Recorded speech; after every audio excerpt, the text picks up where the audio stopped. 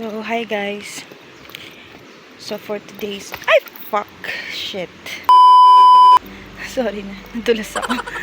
So, for today's video, ipapakita ko kung ano yung lugar na laging dinadaanan ng mga estudyante. Araw-araw pong papasok sila sa school. So, sa mga hindi nakakaalam. Yung lugar po kasi namin is malayo sa mismong Kabayanan. And kailangan siyang lakarin na 30 to 45 minutes. So, kung nakasasakyan, nakamotor, mas mabilis. Mga 15 minutes, 10 minutes, makakarating ka na sa mismong Kabayanan. Actually, ganito na siya. Bata pa lang ako. So, ilang years na rin, ilang taon na ako. Pero ganito pa rin yung daanan. Pero imagine, di ba? Ganito yung dinadaanan ng mga, or nilalakaran ng mga bata.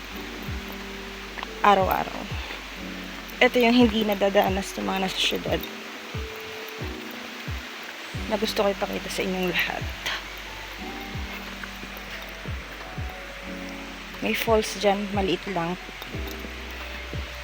So ngayon malaki yung tubig niya kasi bumaha.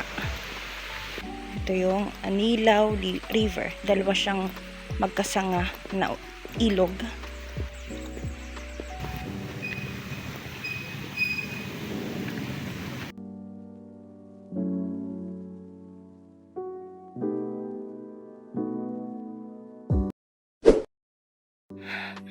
So yan pa lang yung naahon ko.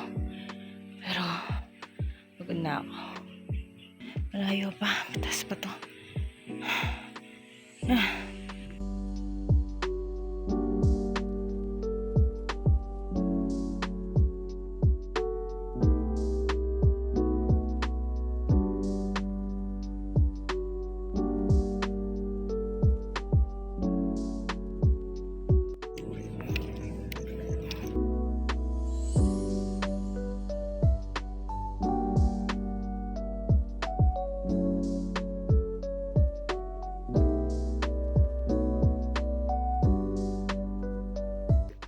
Malayo pa ako guys.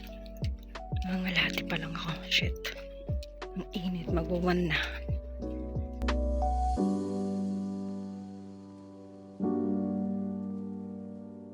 So dito natatapos yung kalsada.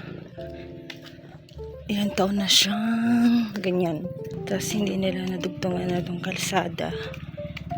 Though sinasabi nilang meron daw budget. Like every election may budget ng kalsada to.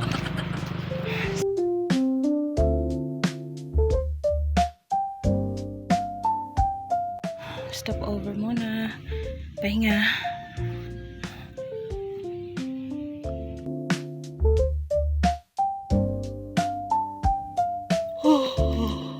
Antok na ako.